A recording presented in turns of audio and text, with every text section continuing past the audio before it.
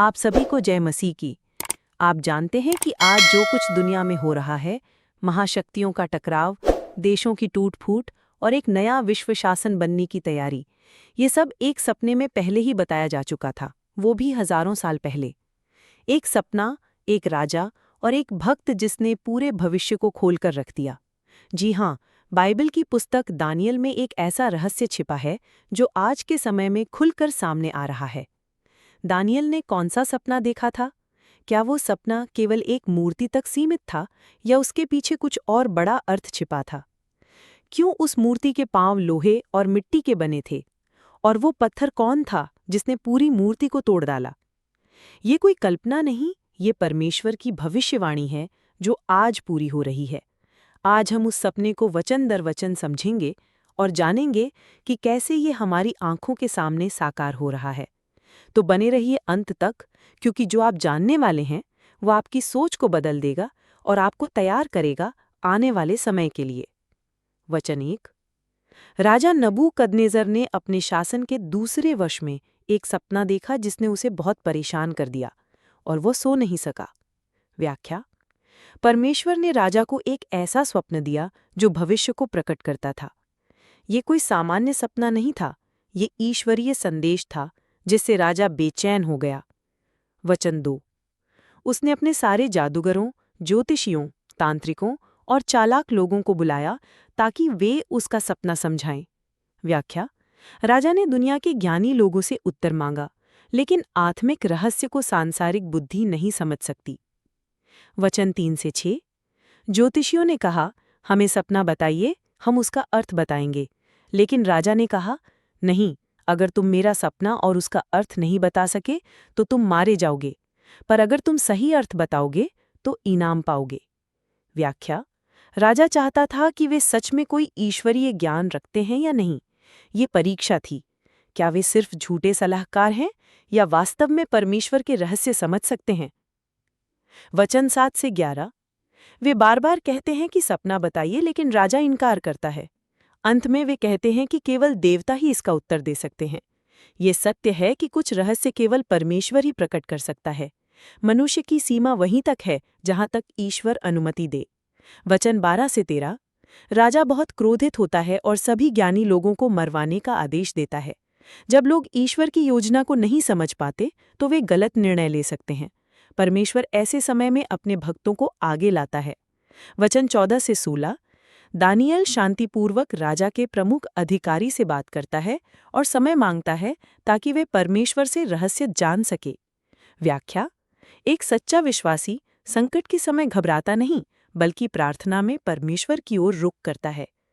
वचन 17 से 18। दानियल अपने मित्रों हनन्याह, मिशाएल और आजारिया से कहता है कि वे इस रहस्य को जानने के लिए प्रार्थना करें।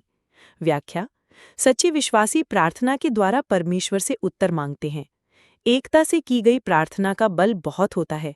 वचन 19 से 23। रात में दर्शन में ये रहस्य दानियल को प्रकट होता है। वह परमेश्वर की स्तुति करता है। व्याख्या: परमेश्वर अपने बच्चों की प्रार्थना का उत्तर देता है। जब रहस्य प्रकट होता है तो एक सच्चा सेवक पहले परमेश्वर को धन्यवाद देता है। वचन 24 से 28। दानियल राजा के पास जाता है और कहता है कि सपना और उसका अर्थ वो बताएगा, लेकिन वो स्पष्ट करता है कि ये ज्ञान परमेश्वर से है। व्याख्या: दानियल अपनी योग्यता का घमंड नहीं करता, बल्कि सब महिमा परमेश्वर को देता है। अब दानियल राजा का सपना बताता है। वचन 29 से 30। दानियल कहता है, हे राजा, परमेश्वर ने आपको दिखाया है कि भविष्य में क्या होगा। व्याख्या: ये दर्शन केवल राजा के लिए नहीं, बल्कि समस्त मानवता के लिए भविष्यवाणी है। वचन 31 से 35। राजा ने एक विशाल मूर्ति देखी जिसका सिर सोने का, सीना और भुजाएं चांदी की, पेट और जांघें कांसे की, टांगे लोहे की और पांव लोहे और मिट्टी के मिश्रण से बने थे। फिर एक पत्थर आया जो बिना हाथों के कटकर उस मूर्ति के पैरों पर गिरा और पूरी मूर्ति को चूर कर दिया। व्याख्या: ये मूर्ति संसार के 4 महान साम्राज्यों का प्रतीक है और पत्थर परमेश्वर का राज्य जो स्थायी है। अब दानियल स्वप्न का अर्थ बताता है।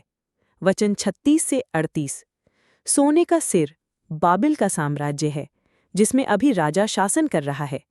व्याख्या: नबूकदनेस्सर का राज्य सबसे प्रभावशाली था, इसीलिए सोने का प्रतिनिधित्व करता है।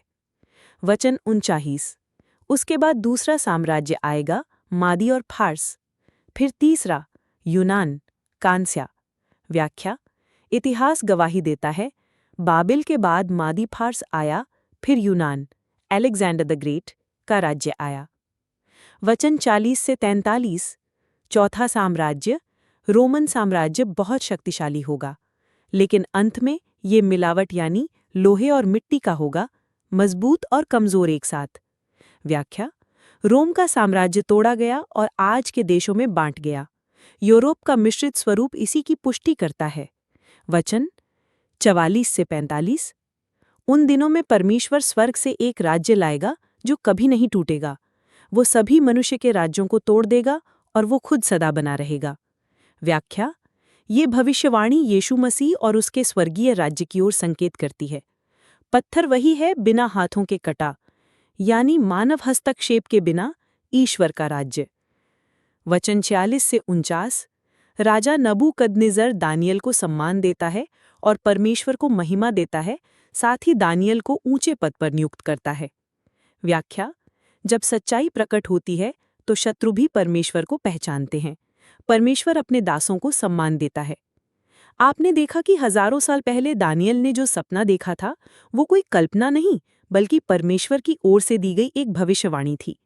उस विशाल मूर्ति के रूप में दिखाए गए सारे साम्राज्य एक एक करके आ चुके हैं, बाबिल, फार्स, यूनान, रोम, और अब हम उसी अंतिम समय में जी रहे हैं, जहां मिट्टी और लोहे जैसे कमजोर और मजबूत राष्ट्र मिलकर भी एक नहीं हो पा रहे हैं।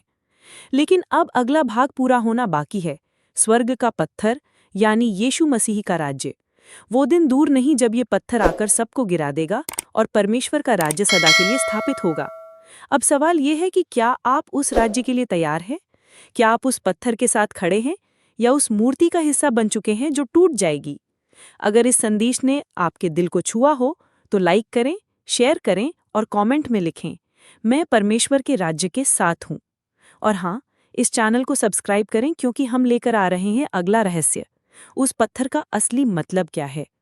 बेल आइकन दबाना ना भूलें, मसीह जल्द आ रहा है।